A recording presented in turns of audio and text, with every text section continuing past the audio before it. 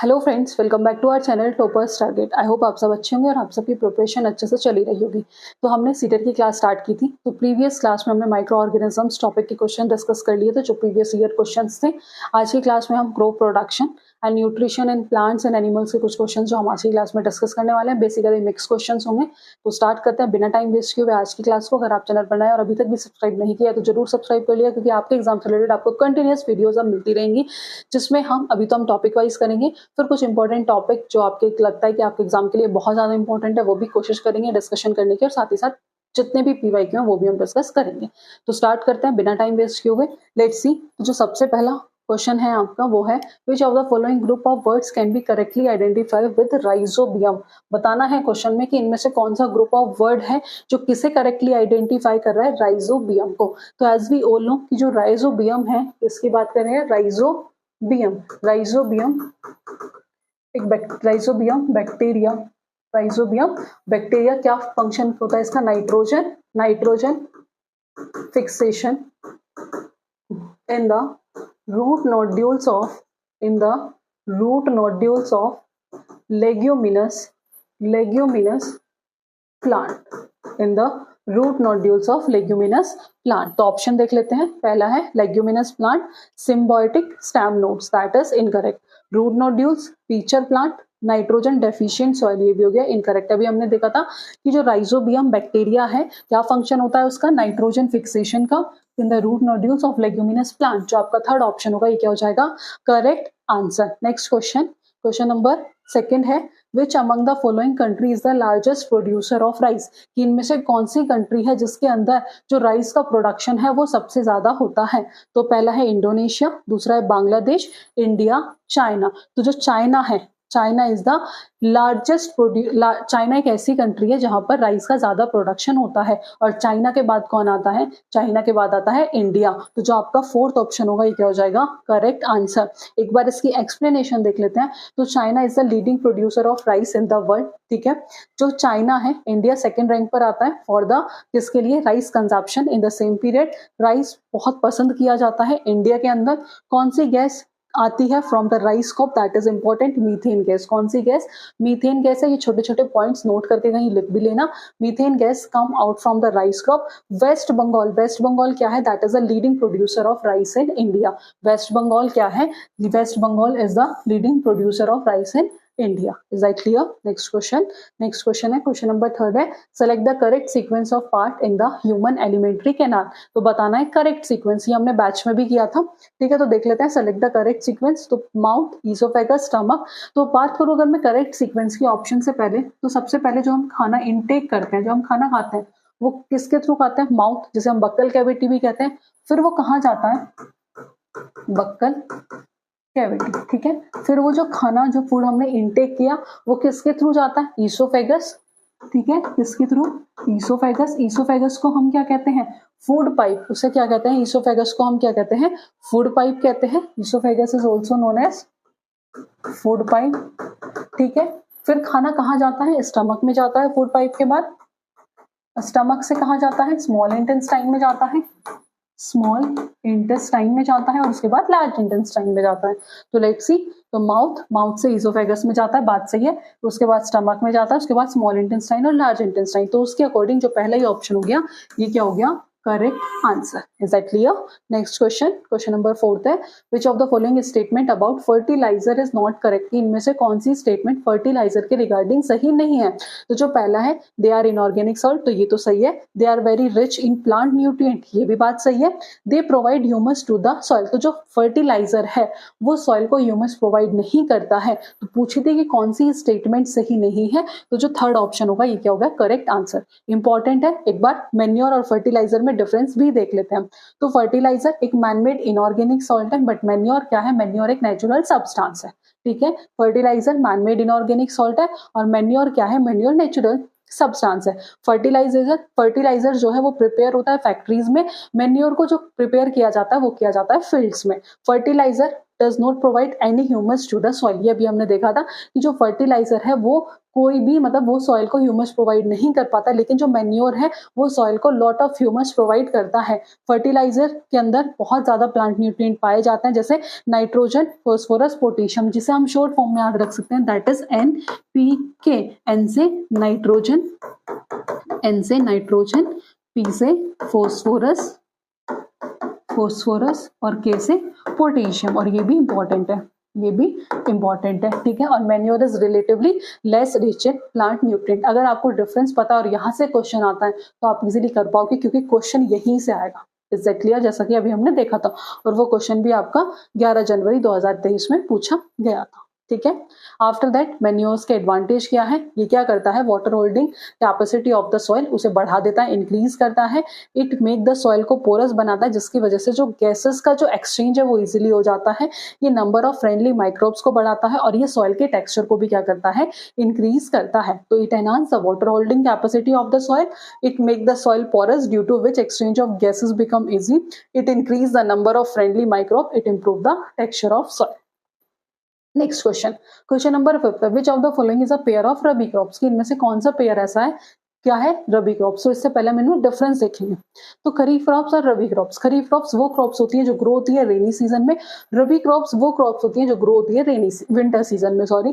खरीफ crops को जो अगर बात करें किसकी, कि कटाई किस टाइम पे होती है उनकी, ठीक है, तो मंथ ऑफ जून टू अक्टूबर, और ये नवंबर टू अप्रैल। बेसिकली क्वेश्चन कहाँ से है? एग्जाम्पल से। तो हमें पता है कि जो रबी क्रॉप्स हैं वो विंटर में ग्रो होती हैं, जैसे वीट, ग्राम, पी, मस्टर्ड, लिंसेड, ये सब किसके एग्जाम्पल हैं? ये सब रबी क्रॉप के एग्जाम्पल हैं। तो वीट और मस्टर्ड ये सब किसके एग्जाम्पल हैं? ये है रबी क्रॉप्स के। ये किसके हैं? रबी क्रॉप्स के। तो अकॉर्डिंग टू दिस जो पहला ऑप्शन होगा ये क्या हो जाएगा? Correct answer. ये क्या हो जाएगा? Correct answer. तो लेट्स सी, अगर मैं बात करूं पैडी की, तो पैडी कौन सी क्रॉप है? पैडी जो है खरीफ क्रॉप है, तो ये हो गया इनकरेक्ट। पैडी जो है वो कौन सी क्रॉप है? वो है खरीफ क्रॉप, तो दूसरा इनकरेक्ट हो गया,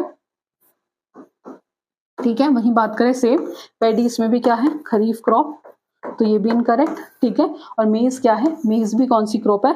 वो भी खरीफ क्रॉप्स है जो ग्रो होती है रेनी सीजन में, तो ये भी इनकरेक्ट हो गया। तो जो करेक्ट ऑप्शन होगा वो होगा आपका फर्स्ट ऑप्शन। जो फर्स्ट ऑप्शन होगा वो क्या हो जाएगा?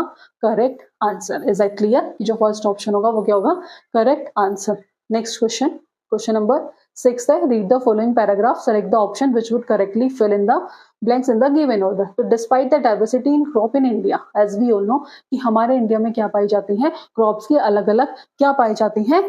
बहुत सारी डाइवर्सिटी पाई जाती है क्रॉप्स के अंदर। Is that clear? कि भारत में फसलों में क्या पाई जाती है? विविधता पाई जाती है, एज वी ऑल नो।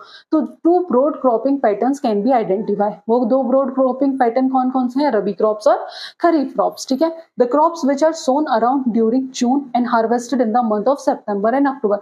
वो कौन सी क्रॉप है जिसे कब बोया जाता है? जून में तो बोया जाता है, और कटाई कब की जाती है? सितंबर और अक्टूबर में। तो वो कौन सी क्रॉप है? तो अभी बताया था जो समर क्रॉप है वो कौन सी है? खरीफ क्रॉप, खरीफ क्रॉप्स, ठीक है। और जिसकी हार्वेस्ट कौन से टाइम पीरियड में किया जाता है? सितंबर एंड अक्टूबर। तो लेट्स सी, खरीफ क्रॉप है। लेकिन बात करें वीट और मस्टर्ड की, वीट और मस्टर्ड किसके एग्जांपल है? अभी हमने देखा था कि जो वीट है और मस्टर्ड है वो किसके एग्जांपल है? वो है रबी क्रॉप्स के। तो ये हो गया इनकरेक्ट। रबी तो है ही नहीं, ये भी इनकरेक्ट। खरीफ, मेज और सोयाबीन ये किसके एग्जांपल है? ये है खरीफ क्रॉप के। तो जो थर्ड ऑप्शन होगा ये क्या हो गया? Correct answer. Next question number 7 is a compilation of data on population status of endangered species. कि जो पॉपुलेशन स्टेटस है किसका? एंडेंजर्ड स्पीसीज का, ठीक है। कि जो लुप्त प्राय प्रजातियों की जनसंख्या की स्थिति पर आंकड़ों का संकलन क्या है? तो पहला है ग्रीन डेटा बुक, तो ग्रीन डेटा बुक में तो नहीं होता, ब्राउन डेटा बुक में भी नहीं होता, वो किसमें होता है? रेड डेटा बुक में। तो थर्ड ऑप्शन होगा ये क्या हो गया? Correct answer. Next question, read the following paragraph, select the option. फिर से सेम ही क्वेश्चन, मतलब पैटर्न सेम है, लेकिन देख लेते हैं सेम क्वेश्चन है या नहीं। Despite the diversity in crop in India, वही भारत में फसल में क्या पाई जाती है? विविधता, डाइवर्सिटी है। 2 ब्रॉड क्रॉपिंग पैटर्न्स आइडेंटिफाई, वही rabi crops, kharif crops. The crops which are sown around mid November, जो मिड नवंबर में बोई जाती है और अप्रैल मई में हार्वेस्ट की जाती है, तो जो उन्हें हम क्या कहते हैं? उन्हें हम कहते हैं रबी क्रॉप्स। और एग्जाम्पल देख लेते हैं। तो सबसे पहले खरीफ तो नहीं है, ये भी नहीं है। बात करें राइस, राइस कैसी क्रॉप है? ये तो रबी क्रॉप नहीं है, तो रबी, व्हीट और मस्टर्ड जो फर्स्ट ऑप्शन होगा ये क्या हो जाएगा? Correct answer. जो पहला ऑप्शन होगा ये क्या हो गया? Correct answer. Next question, question number 9 है, identify the set of kharif crops from among the following. अभी हमने बताया था खरीफ क्रॉप रबी क्रॉप में डिफरेंस भी देख लिया, एग्जांपल भी देख लिया, तो इसका ये क्वेश्चन आपका होमवर्क में, इसका आंसर आप हमें कमेंट बॉक्स में बताएंगे, ठीक है, इंपॉर्टेंट है, देख लो एक बार। Rabi crops wheat, barley, oat, gram, mustard, linseed, ये किसके एग्जांपल है? रबी क्रॉप्स के। और खरीफ क्रॉप के rice, maize, millet, ragi, pulses, soybean, groundnut, cotton, paddy, ये सब किसके एग्जांपल है? खरीफ क्रॉप के। तब तो आप इसका आंसर इजीली और बता पाओगे, ठीक है। नेक्स्ट क्वेश्चन, क्वेश्चन नंबर 10 है, correct sequence of the complex process involve in the digestion of food. तो ये बहुत बेसिक सा क्वेश्चन है, ये 6th में भी है, 7th में भी है, ठीक है। डाइजेशन वाला जो चैप्टर है कैसे होता है? सबसे पहले क्या होता है? इंजेशन होता है, इंजेशन के बाद डाइजेशन की जो भी मतलब कॉम्प्लेक्स होते हैं, जो लार्ज मॉलिक्यूल्स होता है उन्हें छोटे छोटे में ब्रेक किया जाता है, डाइजेशन होता है। उसके बाद एब्जॉर्प्शन होता है, ठीक है। उसके बाद एसिमिलेशन होता है, और एसिमिलेशन के बाद क्या होता है? इजेशन होता है। तो लेट्स सी, सबसे पहला है इंजेशन, एब्जॉर्प्शन, तो इंजेशन के बाद क्या होता है? डाइजेशन होता है। ये तो गया incorrect. Ingestion, digestion, absorption, assimilation, egestion, तो जो सेकंड ऑप्शन होगा ये क्या हो गया?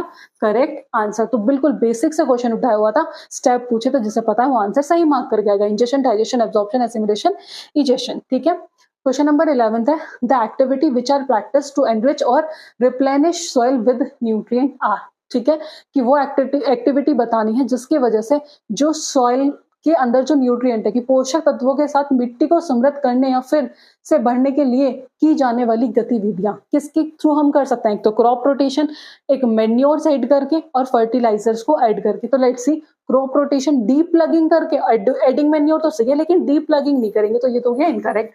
दूसरा है crop rotation, adding manure, adding fertiliser, तो जो सेकंड ऑप्शन होगा ये क्या हो जाएगा? करेक्ट आंसर, ठीक है, second option correct answer. Next question, question number 12 है, the most suitable method of irrigation for areas having low rainfall and very strong wind, ठीक है, कि कम वर्षा, मतलब बताना है कि कौन सा सबसे बेस्ट मोस्ट सुटेबल मेथड होगा इरिगेशन का उन एरियाज के लिए जहां पर रेनफॉल बहुत कम होता है, जो विंड्स हैं, जो हवाएं हैं वो बहुत ज्यादा स्ट्रॉन्ग होती हैं। तो कौन सा बेस्ट मेथड है? That is drip irrigation. तो जो पहला ऑप्शन होगा ये क्या हो जाएगा? Correct answer. मूव करते हैं नेक्स्ट क्वेश्चन पर। नेक्स्ट क्वेश्चन है, consider the following statement about biodiversity. Biodiversity के रिगार्डिंग कौन सी स्टेटमेंट सही है? पहला है, it refer to only the fauna found in a particular area, कि सर जो फना है वो एक पर्टिकुलर एरिया में पाए जाते हैं, तो दोनों होंगे फ्लोरा एंड फना, तो ये तो हो गया इनकरेक्ट, ठीक है। It refer to the total number of individual of a particular species, सिर्फ पर्टिकुलर स्पीसीज तो नहीं है। It refer to the different kind of species, yes, की अलग अलग तरह की स्पीसीज है, किस किस की, ऑफ फ्लोरा एंड फना की, जो प्रेजेंट होती है इन अ गिवन एरिया, तो ये तो सही है। It is maximum in forest, की ये वनों में सबसे अधिक होती है, ये भी सही है। तो जो सी और डी है वो क्या हो गया? Correct answer. Let's see, only D incorrect, only B and D incorrect, A B D incorrect, only C and D is the correct answer. Next question, question number 14 है, which of the following is the best method to remove the weeds, की weeds को निकालने के लिए कौन सा सबसे suitable method है? वीड्स जो अनवांटेड प्लांट्स होते हैं, ठीक है, तो पहला है मैनुअली अप्रूव द वीड, तो यही जो है जो पहला है कि मैनुअली अप्रूव द वीड, जो पहला ऑप्शन है ये क्या हो जाएगा? Correct answer, and that is the best method to remove the weeds. Next question, question number 15 है, which of the following is different from the rest, बताना है कि इनमें से कौन सा डिफरेंट है। तो डिफॉरेस्टेशन, डिसर्टिफिकेशन, इरोजन एंड कंजर्वेशन, तो संरक्षण क्या है? यही डिफरेंट है, तो जो डी ऑप्शन होगा ये क्या होगा? Correct answer. Next question, question number 16 is species restricted to a particular area are referred to as, किसी विशेष क्षेत्र तक सीमित प्रजातियों को क्या कहा जाता है? तो उन्हें हम कहते हैं that is known as endemic species. क्या कहते हैं उन्हें हम? Endemic species. की species restricted to a particular area are referred to as endemic species. तो ऑप्शन देख लेते हैं, पहला है endangered species, incorrect, extinct species, incorrect, तीसरा है endemic species, third option is the correct answer. Next question, question number 17 है, the crop nutrients available in fertilizers are, कि जो भी क्रॉप न्यूट्रिएंट्स अवेलेबल होते हैं फर्टिलाइजर्स में वो कौन कौन से हैं, और ये अभी हमने डिस्कस किया था वो कौन कौन से होते हैं, जिसे हमने कहा था कि शॉर्ट फॉर्म से याद रख सकते हो, that is NPK। Is it clear? किससे याद रख सकते थे? NPK से, N for that is nitrogen, ठीक है, P for that is phosphorus, and K is potassium, Is that clear? And that is nitrogen, nitrogen, P phosphorus, K potassium, K potassium. ठीक है, तो जो भी क्रॉप न्यूट्रिएंट्स अवेलेबल होते हैं fertilisers में, तो वो कौन कौन से होते हैं? Nitrogen, phosphorus, potassium. तो let's see, nitrogen, potassium, iron, iron नहीं होता, ये हो गया incorrect. NPK, nitrogen, phosphorus, potassium, तो जो सेकंड ऑप्शन होगा ये क्या हो जाएगा? Correct answer. Is that clear? Move करते हैं नेक्स्ट क्वेश्चन पर। Consider the following statement about biodiversity, की कुछ बायोडाइवर्सिटी के रिगार्डिंग स्टेटमेंट गिवन है, बताना है कि इनमें से कौन सी स्टेटमेंट सही है रिगार्डिंग बायोडाइवर्सिटी। तो जो पहला है वो है, it refer to the total number of individual of a particular species living in an area, कि यह किसी क्षेत्र में पाई जाने वाली किसी विशेष स्पीसीज के व्यक्तियों की कुल संख्या का उल्लेख करती है। मतलब क्या है कि जो टोटल नंबर ऑफ इंडिविजुअल है किसका? पर्टिकुलर स्पीसीज का। तो पर्टिकुलर स्पीसीज का नहीं होता लिविंग इन एन एरिया, तो ये हो गया incorrect.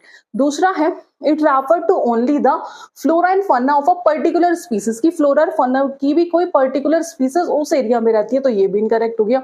It refer to the variety of species, यहां तक ये बात सही है कि वहां पर क्या है, बहुत सारी स्पीसीज की वेराइटी पाई जाती है, किस किस की? Of flora and fauna present in an area. तो उसके अकॉर्डिंग, किसके अकॉर्डिंग? बायोडाइवर्सिटी के रिगार्डिंग जो थर्ड स्टेटमेंट है वो क्या है? सही है, कि it refer to the various, various मतलब बहुत सारी वेराइटी है, किस किस की?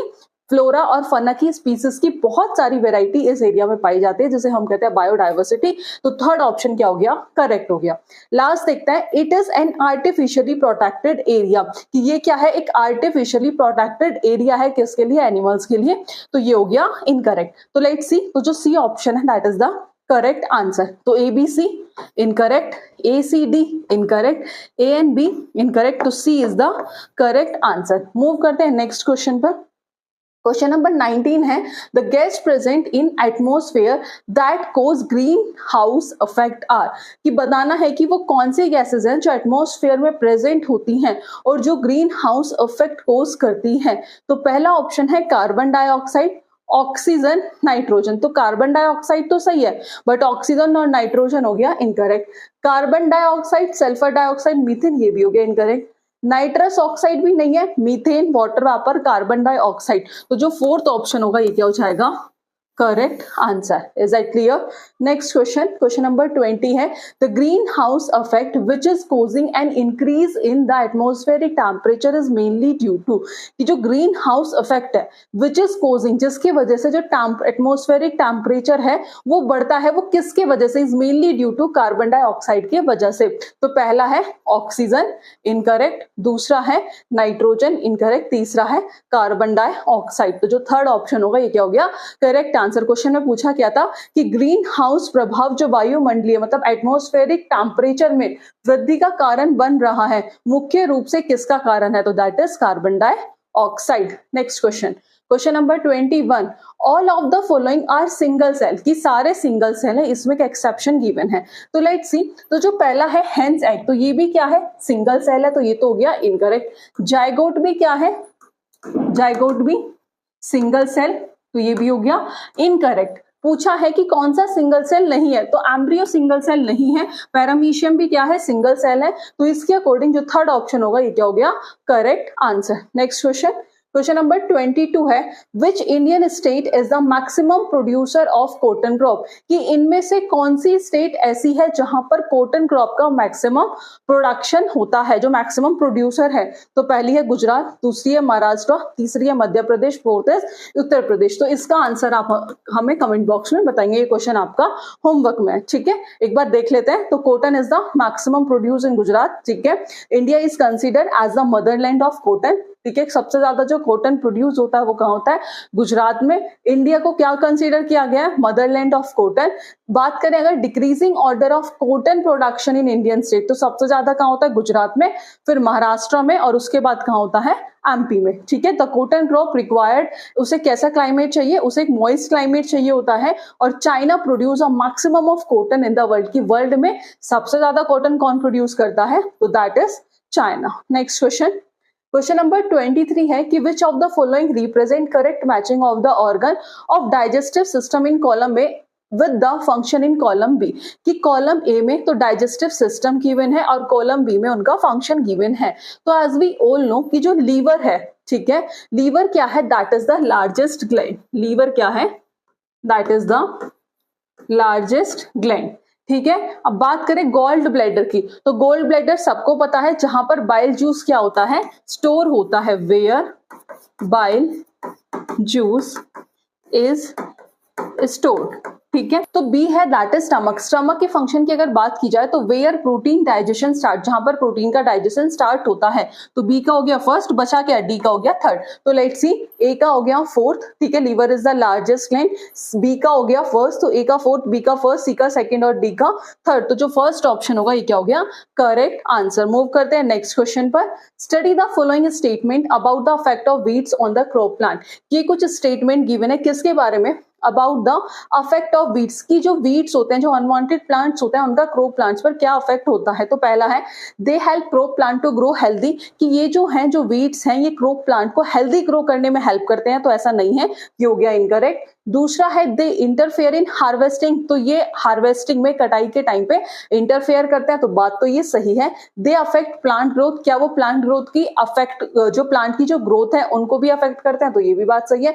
दे compete with crop plant of for water, nutrient, space and light. तो डी ऑप्शन भी सही है। तो जो इसका करेक्ट आंसर होगा वो होगा B and C. Third option is the correct answer. Next question, Which of the following statement is true about endemic species? के endemic species के रिगार्डिंग कौन सी स्टेटमेंट सही है? तो as we all know, endemic species वो species होती हैं जो एक स्पेसिफिक हैबिटेट में पाई जाती हैं। तो पहला है they are not affected by the destruction of their habitat, incorrect. They are found only in zoos and botanical garden में पाई जाती हैं, ये भी incorrect.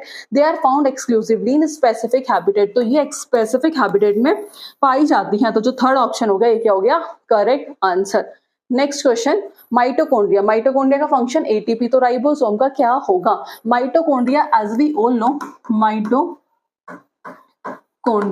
माइटोकॉन्ड्रिया को और क्या कहते हैं हम, पावर हाउस ऑफ सेल। क्या करता है, ठीक है, पावर हाउस ऑफ सेल कहते हैं, ठीक है। इसका फंक्शन क्या है, ATP, that is adenosine triphosphate. वहीं पूछा किसका है, राइबोसोम का। राइबोसोम को और क्या कहते हैं, Ribosome is also known as protein factory of the cell. Ribosome is also known as protein factory of the cell. It means इसका फंक्शन क्या होगा, ये क्या करता है, प्रोटीन का सिंथेसिस करता है। ये क्या करता है, राइबोसोम, ये प्रोटीन का सिंथेसिस करता है। तो लेट्स सी, पहला है फैट, इनकरेक्ट, प्रोटीन, तो सेकंड ऑप्शन क्या हो गया, correct answer. Next question, question number 27 है, in our mouth the arrangement of different type of teeth from front to back is. तो अरेंजमेंट बताना है अलग अलग दांतों का। तो पहला है कैनाइन, तो कैनाइन नहीं होता, सबसे पहले होता है इंसीजर। जो फ्रंट के दो दांत होते हैं वो होते हैं इंसीजर, देन कैनाइन, ठीक है। लेट्स सी, मैं आपको दिखा दूं, ठीक है। ये जो फ्रंट के जो 4 टीथ होते हैं ये होते हैं इंसीजर, देन कैनाइन, उसके बाद होते हैं premolar and after that molar. तो इंसीजर, कैनाइन, प्रीमोलर और फिर मोलर। तो लेट्स सी, पहला है canine, incorrect, incisor, canine, premolar, molar. तो जो सेकंड ऑप्शन होगा ये क्या हो गया, correct answer. Let's C, your front teeth, जो स्टार्टिंग के जो 4 टीथ होते हैं वो इंसीजर होते हैं, जो किस लिए काम होता है, बिटिंग, बाइटिंग और कटिंग में। नेक्स्ट जो होते हैं, नेक्स्ट टू इंसीजर के जो दो दांत होते हैं उन्हें कैनाइन कहते हैं, ठीक है। Teeth at the back of your mouth are broad and almost flat surface, these teeth crush and grind food, जिन्हें हम कहते हैं प्रीमोलर और मोलर। मोलर्स जो होते हैं वो बड़े होते हैं किससे, प्रीमोलर से। और जो व्हाइट सब्सटेंस जो कवर होता है, जिससे दांत क्या होते हैं, दैट कवर योर टीथ, जो हमारे दांतों को कवर करके रखता है, उन्हें हम क्या कहते हैं, उन्हें हम कहते हैं enamel. Is that clear? Next question, the pseudopodia of amoeba are used for। कि जो अमीबा के अंदर जो pseudopodia होते हैं वो क्या फंक्शन होता है, वो किस लिए यूज होते हैं, ठीक है। अमीबा के अंदर, ठीक है, अमीबा के अंदर आपने देखा होगा ऐसे करके,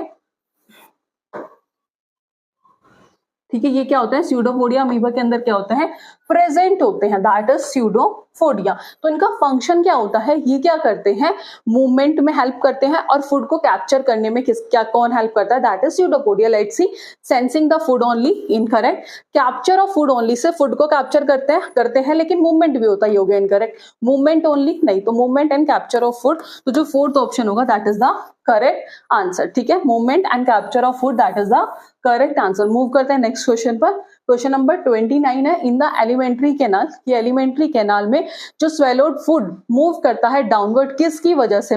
the contraction of muscles in the wall of food pipe, the flow of fluid materials taken with the food, gravitational pull, force provided by the muscular tongue। तो as we all know the contraction of muscles in the wall of food pipe, जिसकी वजह से जो food होता है वो downward जाता है। तो जो पहला ऑप्शन होगा ये क्या हो जाएगा? Correct answer. Is that clear? The contraction of muscles in the wall of food pipe, तो first option is the correct answer। next and last question, two organisms are best friend, दो organism है जो एक दूसरे के best friend है, एक साथ रहते हैं, एक शेल्टर, वाटर और न्यूट्रिएंट प्रोवाइड करता है, वही दूसरा खाना बनाता है। ऐसे एसोसिएशन ऑफ ऑर्गेनिजम्स को हम क्या कहते हैं? तो उसे हम कहते हैं सिम्बायोसिस। क्या कहते हैं? सिम्बायोसिस। तो पहला है ऑटोट्रॉफी, जो अपना खाना खुद बनाते हैं, पैरासिटिज्म भी नहीं है, ठीक है, हेट्रोट्रॉपी नहीं है, जो कहीं ना कहीं अपने खाने के लिए दूसरों पर डिपेंड होते हैं, सिम्बायोसिस। तो जो फोर्थ ऑप्शन होगा that is the correct answer. तो ये थे 30 क्वेश्चंस जो हमने आज की क्लास में डिस्कस किए हैं। आई होप आपको आज का सेशन पसंद आया होगा। फर्दर ऐसी क्लास के लिए आप हमारे चैनल से जुड़े रहिएगा। आज की क्लास में इतना ही, मिलते हैं नेक्स्ट क्लास में नेक्स्ट टॉपिक के साथ। Thank you.